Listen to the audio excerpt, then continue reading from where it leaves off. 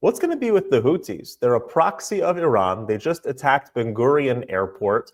Israel is now responding and bombing them. The U.S. has been bombing them for weeks already. What's going to be with them?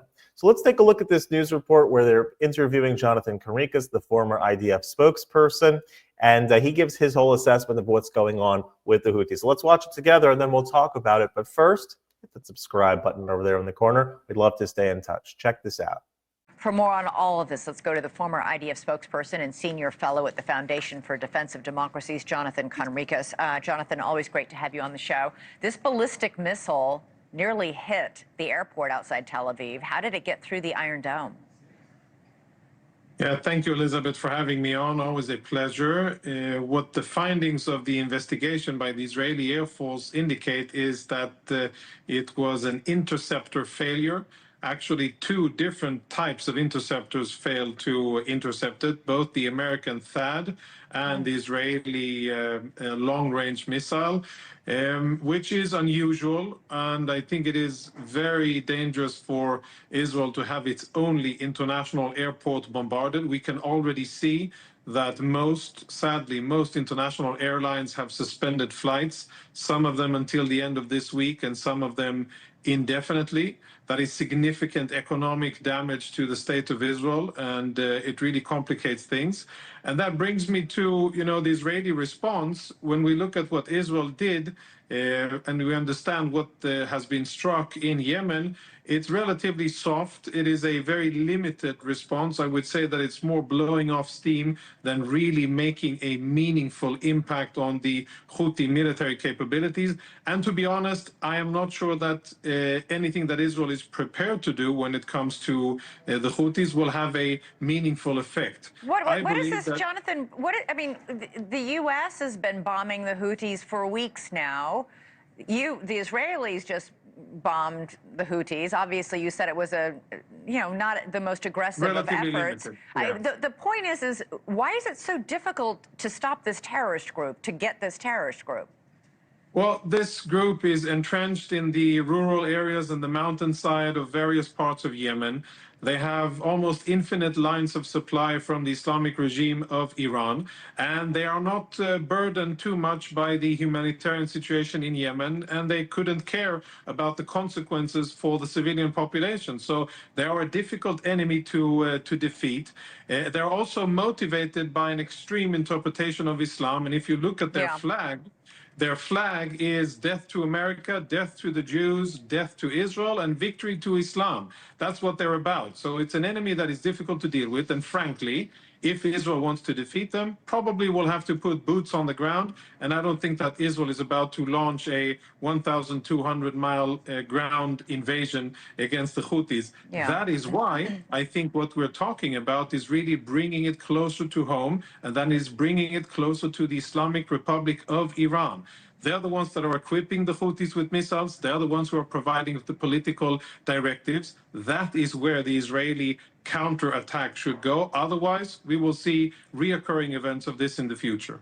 Israel, in the meantime, today approved this plan to capture and occupy the whole of Gaza if no hostage deal happens before May 15th. The plan calls for the IDF to go in and flatten all buildings, move the entire population of 2 million Palestinians to a single, quote, humanitarian area.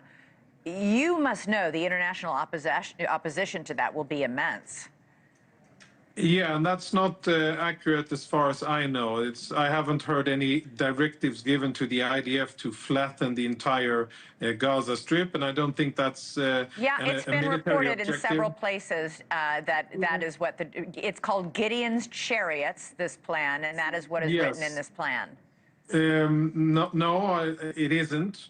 I know that from firsthand from IDF orders. It's one thing what politicians may say. As you know, politicians all around the world, they have a sometimes loose relationship with truth, and that is not the military objective. That's very diplomatic and probably putting it mildly. So when the politicians are saying we're going to flatten all the buildings, you're saying that is not what the military plan actually reads? No, that is not the military plan, and that's not a military objective. The military objective is to get the hostages back, and it is to defeat Hamas and to deny Hamas any military or administrative capability in Gaza. Those are the real orders in that order, and I think that is what the IDF will do when it is told. Currently, what we're seeing is creating the capabilities, as you said, enlisting reservists and task forcing them and having them ready to operate. I think we're still a few weeks before that will happen. And Hamas still has time to return the hostages and to prevent that from happening. And we've got 10 seconds. The families of the hostages are very upset. They released a public statement saying this is a huge mistake. This will put the lives of the remaining hostages at risk. I fear that to be true, and I think that what Israel is trying to do is to defeat Hamas, sadly knowing that these cruel terrorists will not allow us to get our hostages back. But I believe that allowing Hamas to stay around and to threaten Israelis for the future will endanger lots of other Israelis as well, while I feel the pain of the families. Jonathan Concricus, appreciate you joining us tonight. So as far as what he said about the Houthis, their flag, it actually says, death to America, death to Israel, a curse upon the Jews, victory to Islam.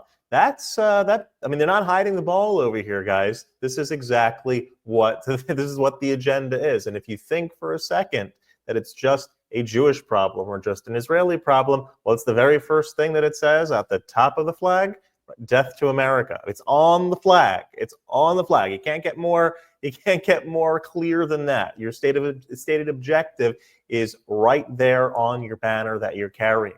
And so, yes, this is something that certainly needs to be dealt with. The Houthis are just one arm. They're just one manifestation of the Iranian regime.